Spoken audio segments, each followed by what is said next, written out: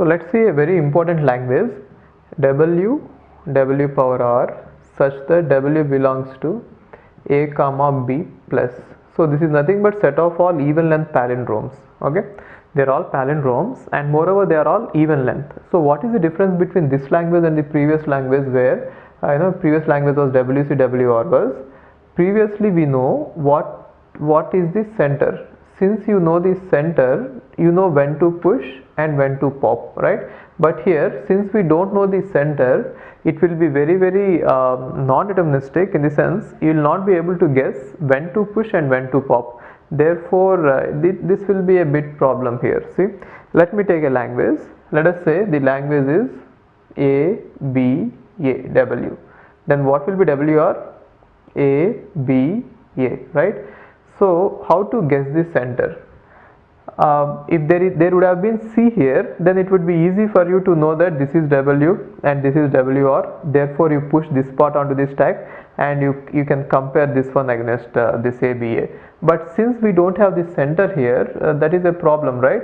So how to resolve this problem is, okay, listen to this. Now one thing is for sure. So once you push ABA, then when you compare, this A has to be compared here and this one has to be compared here and this one has to be compared here. But how to know the center is, whenever there is center, definitely both these sides the symbols will be same, which means whenever top of the stack is A and the input is A, there is a chance that it might be the center. I am not saying that it will be the center. So if it has to be a center, then top of the stack and the input symbol, both of them have to be same. Why? Because this entire part has already been pushed onto the top of the stack. If you see the top of the stack, it will be Z0 on which A has been pushed, on which B has been pushed and on which A has been pushed, right? And now when you are seeing this symbol, so whenever top of the stack and the input, when these both are same, then there is a chance that it could be a center. If these two are different, there is no way that it could be center. That is point number one. And now whenever the top of the stack and input symbol are same, it doesn't mean that it is definitely a center. Take this example. Let us say AA is W and AA is W power R, right? This is the center, right? Now here also the top of the stack and the input both are same, which means after seeing this first A, you are going to push A, and after seeing this second A, the top of the stack and the input both are same, right? But then this is not the center. So what I mean to say is, whenever top of the stack and the input matches, there is a chance that it might be a center, but we cannot be sure. But then if it has to be center, definitely top of the stack and input have to match, right? So one thing is, we could guess that it could be a center. So this, in order to accept this language, we cannot do it with a deterministic machine.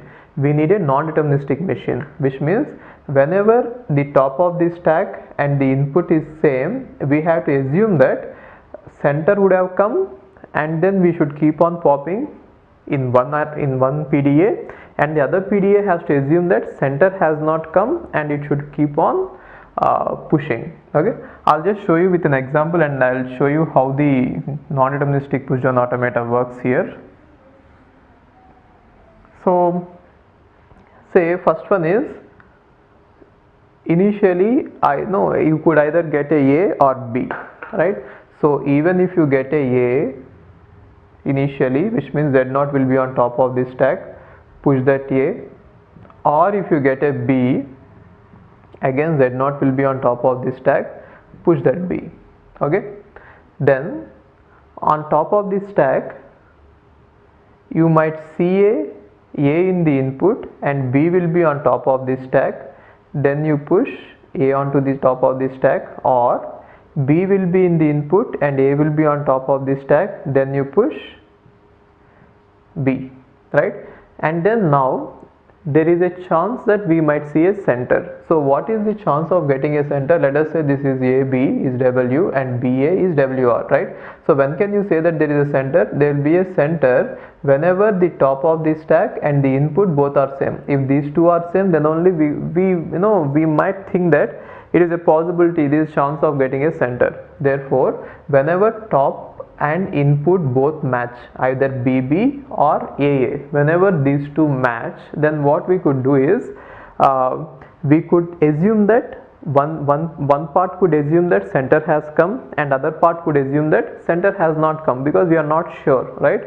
Therefore, whenever I see a in the input and A is on top of this stack, I will assume that center has come and I pop it off. Moreover, I will also assume that center has not come and I'll still be here. This is interesting. See this? So this part is assuming that center has not come and I'll keep on pushing, and this part is assuming that center has come and I'm going to the next state. And moreover, the configuration is same. What is configuration? You are in state QS, start state, and you are looking at small a in the input and small a in the top of the stack. Configuration is same, state and input and top of the stack, state and input and top of the stack. For the same configuration, we are defining two moves, right? That is why it is non-deterministic. What is non-determinism? For the same configuration, if we try to be, if we try to go to two different states, then how do we do it is, we actually split the finite automata into two finite automatas now. One PDA will be in the same state and other PDA will be in the other state. That is why it is non-deterministic. I'll show you with the example also. This is one chance of getting the center, and what is the other chance of getting the center? If B is in the input and if B is on top of the stack, this is also a chance of getting the center, right? Now in this case, if you get the center, then also we are popping off, right? Or I might think that center has not come and I'll be in the same state and I'll push. So again, this is also non-determinism. So because of AA and AA, there is non-determinism. Because of BB and BB, there is non-determinism. So that is why this machine is a non-deterministic machine.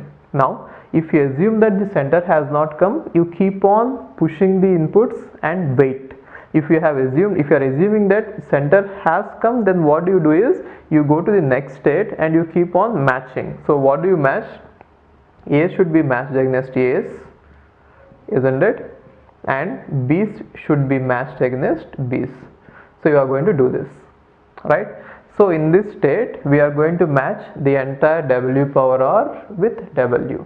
So we are going to push W and then match W power R with W, right? And finally what happens is, there will be epsilon, which means the entire input is over, and then there will be Z naught on bottom of the stack. Leave it as Z naught and you accept it. Okay, let us say this is Q1 and this is Q2. So how does it work is, I'll take an example and I'll explain you how this entire method works. Let us say the given input is A. Okay, so initially our finite automata, so I mean the pushdown automata, it will be in this state QS, and top of this stack will be, and the input it is looking at is A, right? Therefore the input it is looking at is A, and the top of the stack is Z naught, right? This is called as instantaneous description. Instantaneous description means what is the state you are presently in, which is nothing but QS, and what is the input you are looking at, which means till what part have you looked at and what is the remaining part. So the remaining part of the input is 4A's, right? That is why I am writing 4A's. And what is the top of the stack? Top of the stack is Z naught here. I mean top of the stack in the sense, what are the top stack contents. Then what will happen? On seeing small a and Z naught, if you are in QS, that is the starting symbol, we are going to remain in the same state, right? Therefore I am going to remain in the same state QS, fine, and I am going to see small a. So small a has been scanned, then I will push small a onto Z, which means the top of the stack will be A Z naught, and what will be remaining? A. These symbols are yet to be seen. Understand this? I am in Q naught and I am seeing small a, and top of the stack was Z naught. Therefore I am going to push that A onto the stack. This is the stack is top is A, from top to bottom I am writing it, and these are the input symbols which I am yet to scan, which I have to scan next. Okay, and now top of the stack is A, input is A and top of the stack is A. Therefore according to this PDA, there are two chances. It might think that center has come, and it might as well think that center has not come. Therefore we make two copies of the PDA. So one copy will assume that center has come, and other copy will assume that center has not come. So one copy will assume that no center has not come, and other copy will assume that yes, center has come. Then what will be the copy which assumed that center has not come will do? See, the copy which is assuming that center has not come will still keep on pushing, which means in this state it will remain in the same state and it will keep on pushing. So it will see A and it will push onto the top of the stack, which means there will be AA and it will push this onto the top of the stack, which means AA Z0, right? And what will be the finite automata, the push down automata, which assume that center has come will do? It will go to the next state, which means it will go to Q1 and it will match these two. When these are matched, it is nothing but popping off. So this one will be popped off and this one is seen. Therefore in Q1 you have to see AA as well as Z0. That is what has happened, right? Now this assumption is obviously wrong. After seeing just one A, we are assuming that center has come. Therefore we are in Q1. Now what is happening in Q1? In Q1 the configurations defined are A comma A and B comma B, but then here the configuration is A comma Z0. Therefore it is very clear that this is not the this is a dead configuration. So this push down automata will die. So see this, we started with one push down automata, and here also there is one push down automata, and after this configuration the push down automatas are now two. We have made a copy of ourselves, which means this push down automata has made two copies of itself, and here the push down automata is going to die. That is dead configuration. The reason is in Q1 we did not define Q1 comma small a comma Z0, therefore it is dead configuration. So this will halt there, one PDA, but the other PDA will continue, right? So other PDA, this one, now again the top of the stack input is A and top of the stack is A, which means again we are in AA configuration, right? Therefore again there is a chance that center has not come and center has come, right? So let's say one copy will assume that no center has not come, and other copy will assume that center has come, isn't it?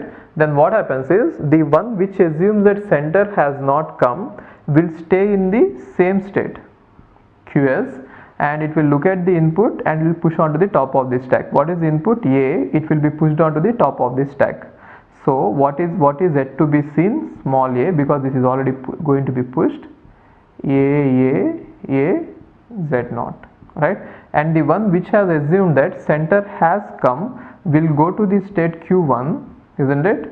Why? Because whenever we have seen the center, we are going to the state Q1 and it will start matching. These two will be matched, which means this one will be matched against this. So what will be remaining in input? A, and this one will be matched against A, right? And what will be in the top of the stack? A Z0. This is popped off and this is all. So Q1 has to see this and here. Now what about this one? The one which has assumed center has not come is now here, right? Now input is A and top of the stack is Z0. Again there are two chances for it. One will assume that center has not come and other will assume that center has come. The one which has assumed that center has not come will be in the same state QS and it will keep on pushing the same, right? Which means it will keep on pushing A onto the top of the stack. If it pushed A, then what will be remaining? Epsilon. Then what will be the stack configuration? A Z0, right? Then the one which has assumed that center has come will match this A with this A, which means these two will be cancelled out. Then that will be in Q1. Why? Because center has come, so we are going to state Q1 and these two are going to be matched. Therefore input is over We have already seen this A, and what is remaining? AA and Z0. Got it?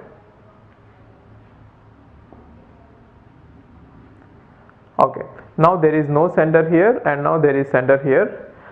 And let's see this one. The one which has assumed that center has come is going to match this A with this A. The reason is in Q1 A comma A is defined, right? Therefore these two are matched. Therefore you are going to be in Q1.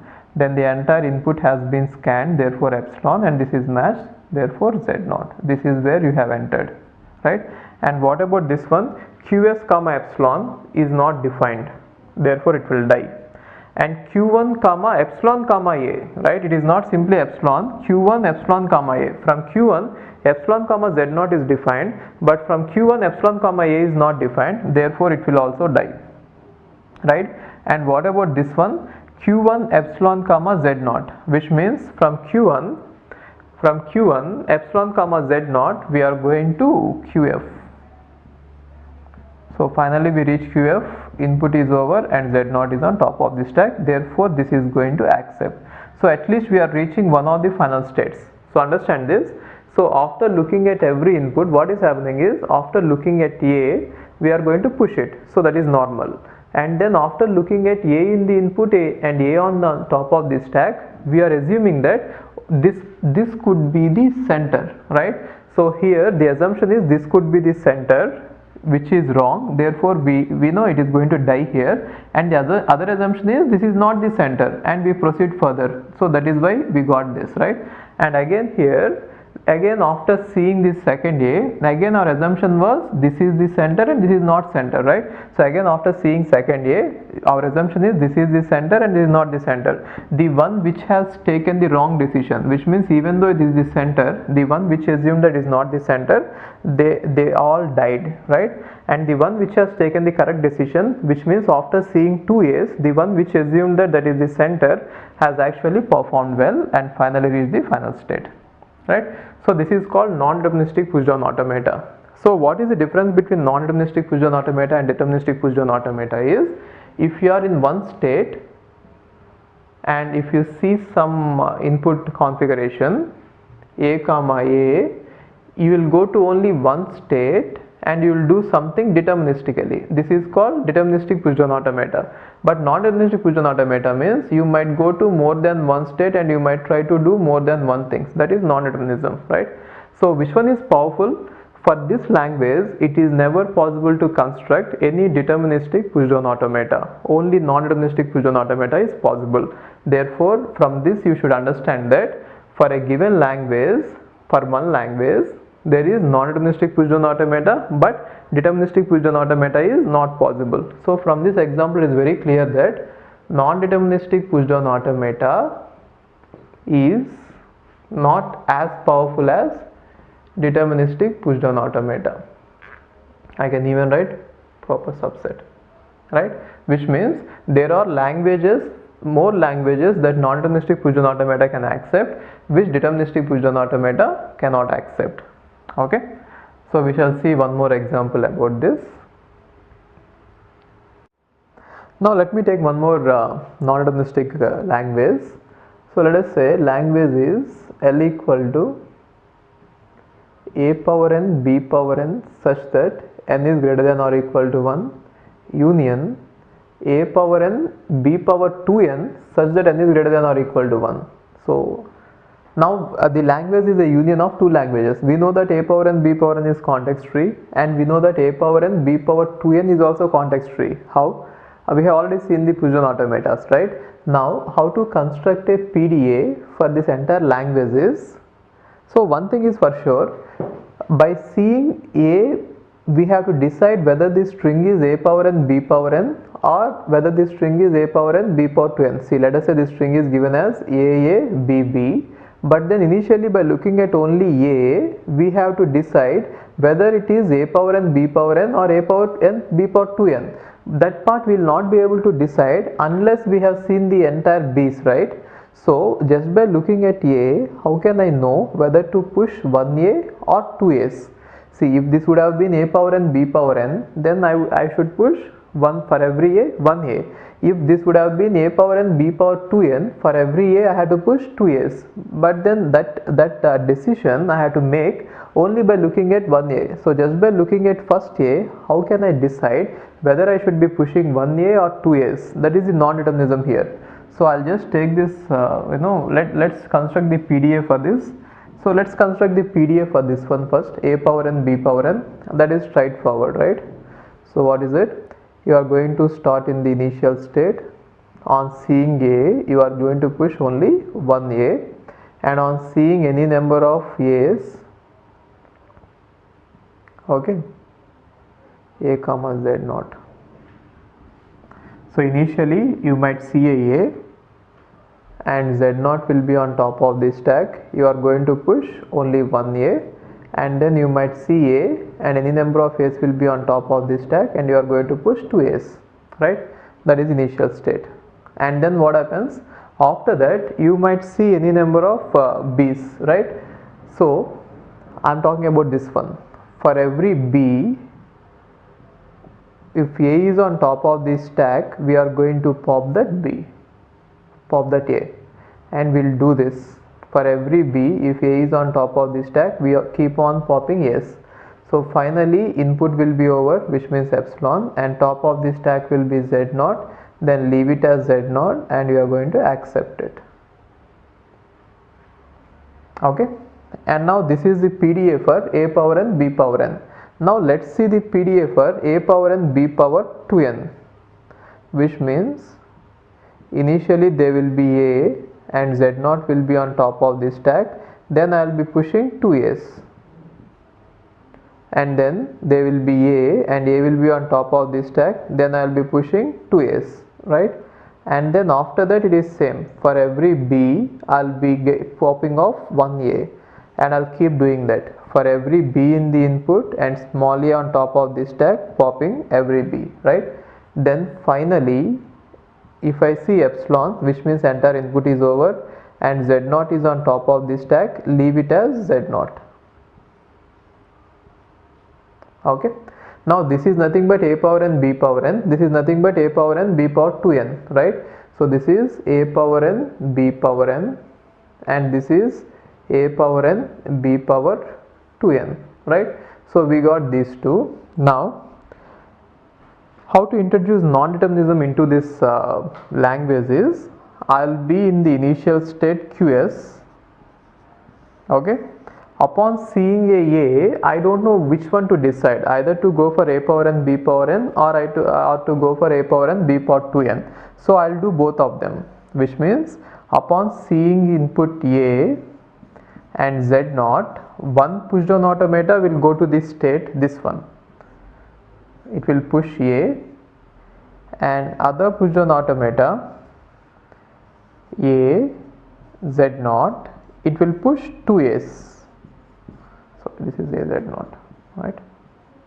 And now there is no need of seeing this one, and there is no need of seeing this one, because already z naught has been seen, right? And the remaining is same, which means since we don't know what to do, we are trying to do both of them. Since we don't know by looking at small a whether this string belongs to a power n b power n or this string belongs to a power n b power 2n, I am following both the paths. I'll just take the instantaneous description and I'll explain you. Check this. Let's number the states. Let's name them. This is, let us say, a, b, c, and this is d, e, f. Okay, so initially we will be in state qs. Fine. And let us say input given is a, b, b. Okay, and then the top of the stack is z naught, that is input initial configuration. Then what happens, by seeing small a and z naught, I don't know whether the entire string is in the format of a power n b power n or a power n b power 2n. So what I do is I split myself into two PDAs, and two PDAs are supposed to work independently, right? So first PDA is going to go to state a, assuming that it is a power n b power n, and it is going to push only 1a, right? So let me take a small, okay, let's do this. Now a will be pushed onto the stack, then what will be remaining? A, b, b will be in the input, and small a will be pushed onto the stack, therefore this one, and the other one will assume that it is a power n b power 2n, then what will it do is it will go to the state d. So it will go to the state d, and a will be, for every a, 2s will be pushed, which means the input will be a b b, but the top of the stack will be a z naught, which means for every a, 2s will be pushed, right? And now this one, after continuing into this, there it will be deterministic, right? So this one will assume that it is only a power n b power n. So what will capital A on small a do? See this, capital A, capital A, it will simply push 1a, a comma b b, then a z naught, okay? And then on seeing a b and a, it will just match, which means a comma b, a z naught, right? It is matched. And on seeing ba, again it will match, right? Which means a comma, on seeing these two, it will be matched, therefore epsilon is remaining, and then z naught, right? So finally it is going to be accepted. It will go to the state, sorry, this is b, right? This is b, this is b. Finally it will go to the state c and accept it, right? Therefore my assumption that this string belongs to a power n b power n is right. Therefore I have accepted it in the final state. Now let me see about the assumption where I made that I thought that it belongs to a power n b power 2n. Let's see what happens with that. So d on small a will again remain in d itself, and the input had to be scanned is bb, and for this a I will be pushing 2s, which means a z naught, right? And then I'll be in state d and I'll be seeing b comma a. State d, b comma a is going to state e. So I'll go to state e, and now I'll match them. So if I match them, what will be remaining here in the input? B, and what will be remaining on the stack? A z naught, right? And again I'll match them. If I match them, what will be the input? B, and what will be on top of this stack? Sorry, input will be over, and top of this stack will be a z naught, right? And in E, I didn't define any move for epsilon comma a. See this? For the state E, the only transition defined is epsilon comma z naught. It is not defined, which means our guess was wrong, right? So how does this non-deterministic PDA work is, whenever it sees the small a, it will make two choices. I mean, it will make two assumptions. One assumption is that this string belongs to a power n b power n, and other assumption is that this string belongs to a power n b power 2n. Based on the two assumptions, it is going to make two copies of itself. So one copy is going to trace out this, and the other copy is going to trace out this, and obviously only one copy is going to reach the final state. In this case, since the language is a power n b power n, the one which started in state a has reached the final state. The other one obviously terminated. But then at least if at least one of the PDA reaches the final state, we can say that this string is accepted. Therefore this string is accepted. Okay, we shall see more examples. Let's see one more non-deterministic context-free language. Let us say the language is a power I, b power j, c power k, d power l, in such a way that I is equal to k or j equal to l. So what does it mean? It means that either number of a's and number of c should be equal, or number of b's and number of d should be equal, right? So if I have to say I equal to k and j equal to l, which means if I have to match a power n, so see this, in case if this would have been like this, which means I equal to k and j equal to l. In case if the language would have been this, then we might have to write this, you could consider that as a power m, b power n, c power m, d power n, right? This is the language, and we have already seen that this is not a context-free language. The reason is I cannot compare a's, c's with a's because there will be b's on the top of the stack. But then you cannot avoid writing b's, because later you have to compare them with these. Therefore this is not a context free language and push-down automata cannot do anything with this. But given such a problem, a problem like this, it will be easier for you to construct a context free language, right?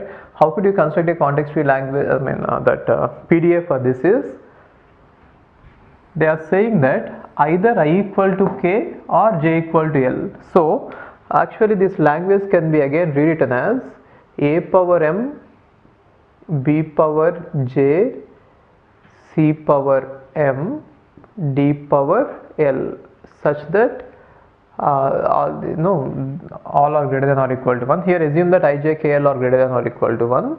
Union I can compare these two, which means a power I, c power let us say m, and then